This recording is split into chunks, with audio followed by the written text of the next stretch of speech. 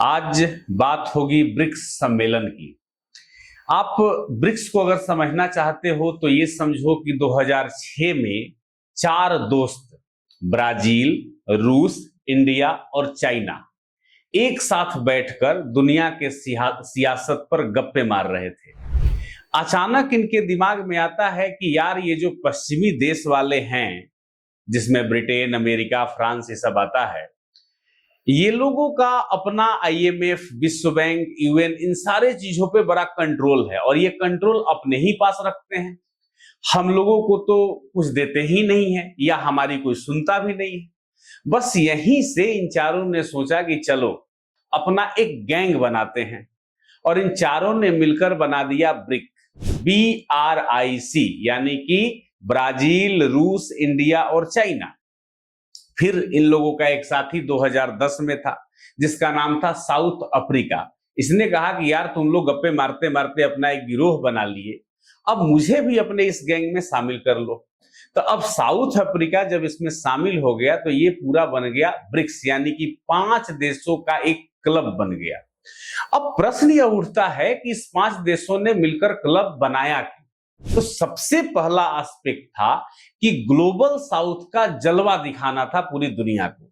ये चाहते थे कि दुनिया की आधी आबादी, जिसे हम ग्लोबल साउथ कहते हैं, कि आवाज वैश्विक पटल पर बुलंद हो और बोले कि हम भी तो हैं भाई, हमें क्यों छोड़कर चल रहे हो और अपना ताकत दिखा रहे हो, हमें भी वैश्विक टेबल पर कुर्सी दो। ये इन लोगों ने मांग रखी। दूसरा मामला आता है पैसे का खेल का। ये लोग चाहते थे कि हमें भी उस पैसे के खेल में हिस्सेदारी मिले, हम भी उसमें भाग लें। तो इन्होंने एक प्लान बनाया। इन्होंने कहा कि हम लोग आपस में व्यापार बढ़ाएंगे और अपनी मुद्रा में लेन देन करेंगे, क्योंकि पहले डॉलर का इस्तेमाल करना होता था। तो ब्रिक्स देश अपनी मुद्रा में, मतलब अपने अपने पैसे से लेन देन करने लगे, आयात निर्यात करने लगे। डॉलर को इस मामले में इन्होंने साइड कर दिया। अब इस बात से थोड़ी अमेरिका को मिर्ची तो लगनी थी और इन लोगों ने अपना एक बैंक बना लिया जिसे हम कहते हैं न्यू डेवलपमेंट बैंक, NDB इन्होंने बनाया, जिसे आज हम पिग्गी बैंक के नाम से भी जानते हैं।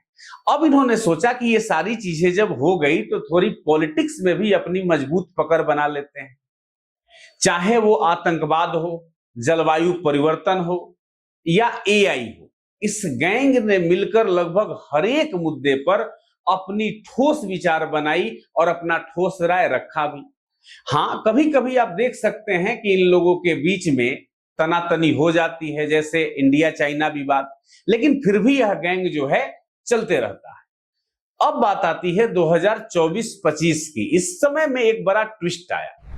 ब्रिक्स ने अपने गैंग में नए मेंबर्स को जोड़ने का प्रयास किया, जिसमें मिस्र, इथोपिया, ईरान, UAE और इंडोनेशिया था। इस सबको जोड़ लिया। अब ब्रिक्स जो है 11 देशों का एक पावरफुल ग्रुप हो गया है, जो दुनिया की 49.5% आबादी और 40% GDP का बॉस बन बैठा है। अब आप सोचिए कि जो पश्चिमी देश हैं इसको लेकर कितना चिंतित होंगे। अब थोड़ा बात कर लेते हैं ब्रिक्स समिट की, जो अभी हुआ था। यह 6-7 जुलाई 2025 को रियो डी जनेरियो, ब्राजील में 17वां ब्रिक्स समिट हुआ। इस समिट में हमारे प्रधानमंत्री नरेंद्र मोदी ने रियो में अपना धमाल बचाया। उन्होंने कहा कि ग्लोबल साउथ का डबल स्टैंड हमेशा रहा है और इसका शिकार हम लोग बने हैं। अब समय है कि वैश्विक संस्थानों में हम सुधार करें। और मोदी ने यह भी कहा कि आतंक के खिलाफ शक्ति और ग्लोबल साउथ की आवाज को बुलंद करने की जरूरत है। यहीं पर 2 और इसके बॉस ब्रिक्स के, जिसमें चाइना और रसिया शामिल है, रूस शामिल है। तो चीन के राष्ट्रपति शी जिनपिंग और रूस के राष्ट्रपति व्लादिमीर पुतिन इस समिट में नहीं आए। शी ने अपने प्रीमियर ली क्यांग को भेजा और वही जाकर के अपने बातों को रखे, और पुतिन ने वीडियो कॉल से इस पूरे समिट में हिस्सा लिया, क्योंकि ब्राजील में ICC का नियम है। कभी बताएंगे कि आपको ICC क्या होता है, और पुतिन को गिरफ्तारी का डर है।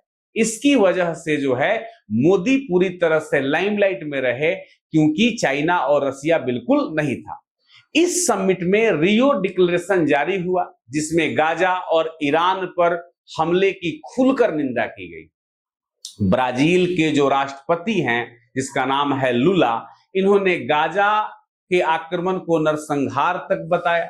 इन्होंने और भी कहा कि पहलगांव में जो आतंकवादी हमले हुए जम्मू कश्मीर में, आप लोगों ने देखा होगा, जिसके विरोध में हम लोगों ने ऑपरेशन सिंदूर चलाया था, इसकी कड़ी निंदा की और आतंकवाद के खिलाफ एकजुट होने का बात कहा।